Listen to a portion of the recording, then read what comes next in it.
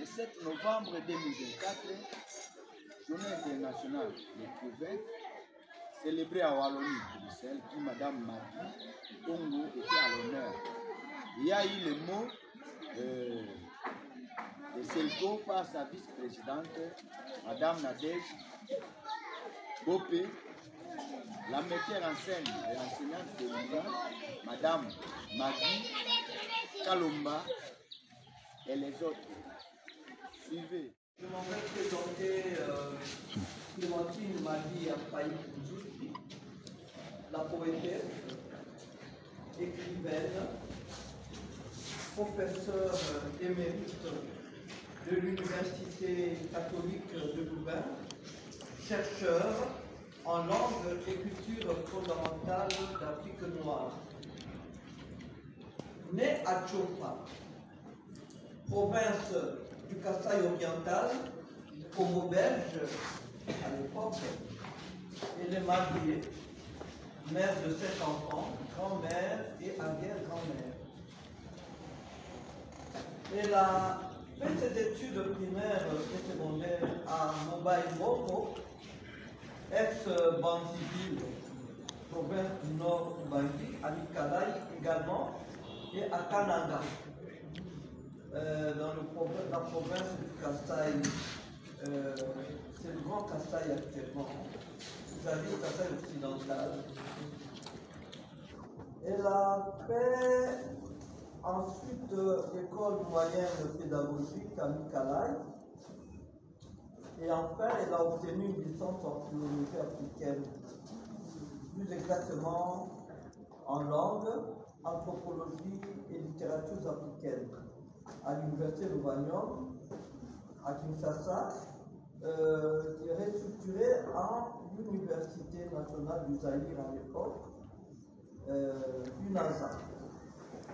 Donc, cette étape de sa formation a été conclue avec un mémoire de fin d'études intitulé « Évocation du héros dans le chant Kassala, figure de similarité et de contiguïté ». Enfin, elle a un doctorat d'État, S-Lettres et sciences humaines, ethno-linguistique à la Sorbonne, Nouvelle-Paris 3.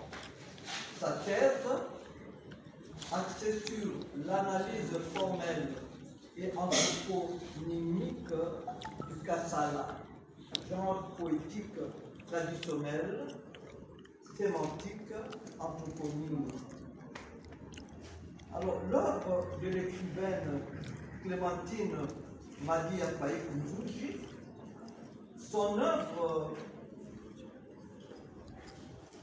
reflète sa personnalité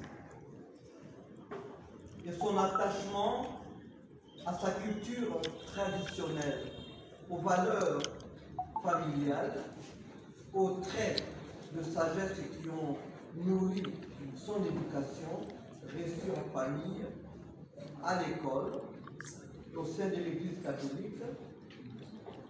Donc cette œuvre en fait, marquée ainsi, fait la part des acquis bons et pervers des deux mondes, monde traditionnel, monde moderne. C'est aussi le reflet de sa féminité. Femme amoureuse, je n'ai jamais vu une femme aussi amoureuse que Clémentine à l'époque. Je l'ai vu peu après ses fiançailles, donc mariée au professeur Sully Faïk, qui fut mon professeur d'orthophonie. Je n'ai jamais vu jusqu'à présent une femme aussi amoureuse et qui a célébré son amour pour son mari. C'est aussi une valeur. Donc, reflet de sa féminité, femme amoureuse, mère de famille heureuse, dans un foyer stable. Surtout, c'est un reflet qui apparaît dans sa poésie. Sa position de fille du terroir congolaise, durant son enfance et sa jeunesse, et celle d'européenne de par son mariage et son travail, fait d'elle une internationaliste qui donne à l'œuvre littéraire et scientifique, à son œuvre littéraire et scientifique, n'est-ce pas, un reflet, l'opportunité de donner des leçons positives sur la richesse de la culture traditionnelle africaine et qui donne aux Africains, aux Congolais, des raisons d'en être fiers. Les mots de l'écrivaine, Madame Eugénie Pongo. Merci, cher ami. Bonjour à tous. Bonjour. L'écrivain est une drôle de personne. Je me sens moi-même saisie par les émotions qui m'avaient bouleversée quand j'avais écrit ces textes. Mon parcours est un parcours avec beaucoup de changements dus aux difficultés sociales traversées tout le long de ma vie.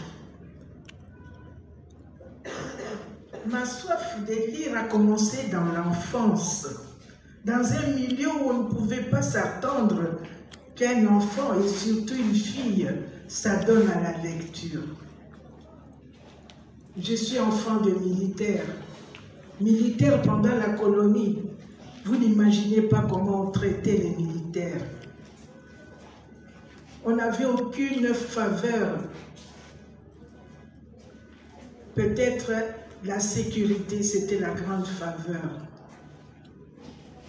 Il n'y avait rien. On nous montrait seulement quelques films que les colons belges voulaient bien nous montrer. Mais moi, j'avais une soif inexplicable de lire.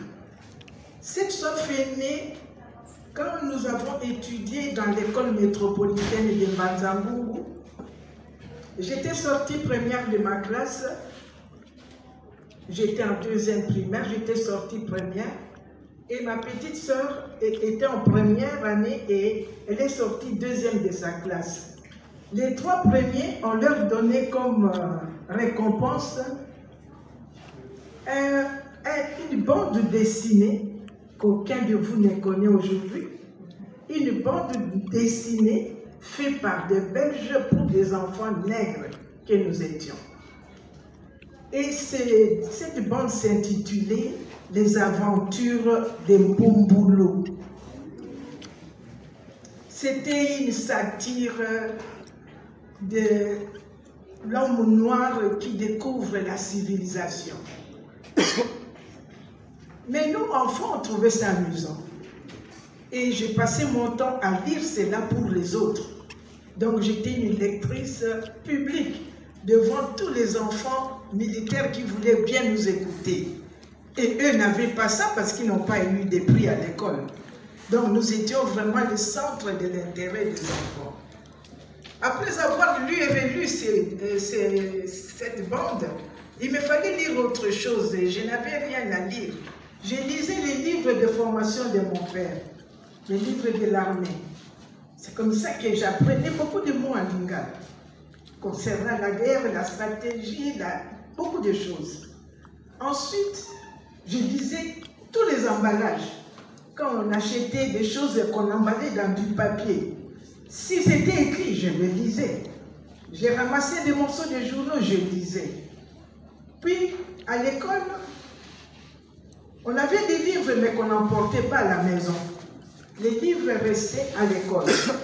Ce qui fait que quand j'arrivais à l'école, par exemple, c'était le cours de français, je mettais mon doigt à la page où la maîtresse enseignait et j'avançais dans ma lecture dans les pages qui suivaient. Pour lire tout le reste, parce que je m'ennuyais à lire les autres, balbutier pour lire. Moi, j'avais fini de lire et j'avançais. Un jour, une religieuse, parce que c'était une religieuse qui nous enseignait le français, elle va arrêter la lecture en pleine phrase et me dit, Marie-Génie, continuez là où s'est arrêté l'élève tel. J'avais mon doigt à la page, il m'a fallu très vite retrouver les derniers mots et j'ai continué la lecture. L'enseignante a dit, mais vous n'étiez pas à la page. Comment vous avez rattrapé exactement le mot où s'est arrêté la personne? J'ai dit, mais j'ai écouté. Donc j'écoutais, mais je disais autre chose. C'est comme ça qu'elle a dit que cet enfant est trop avancé pour cette classe. Et on m'a fait avancer des classes. Et là, j'ai continué. J'ai lisé tous les livres scolaires d'avance. Ça ne me suffisait pas. J'ai lisé tous les missels de l'église d'avance. Donc tout ce qui me tombait sous la main, je lisais. Et puis, j'ai commencé mes études secondaires, c'est juste en 60. On venait juste en ce moment-là de changer le régime politique du pays. Nous sommes devenus indépendants et on a réformé l'enseignement. On a élargi les études secondaires aux filles, enfin à tout le monde, quoi. Avant, il n'y avait que quelques privilégiés qui pouvaient faire ce qu'on appelle les études secondaires complètes. Parce qu'on faisait les études secondaires réduites, 4 ans, soit d'école de monitrice, soit 4 ans d'école d'assistant médical, soit 4 ans d'école moyenne pour devenir fonctionnaire dans l'administration du pays. Alors à ce moment-là, c'est ouvert les humanités gréco-latines, les humanités économiques de l'époque, et moi j'ai fait les humanités gréco-latines. Je lisais tout ce qui me tombait sous la main.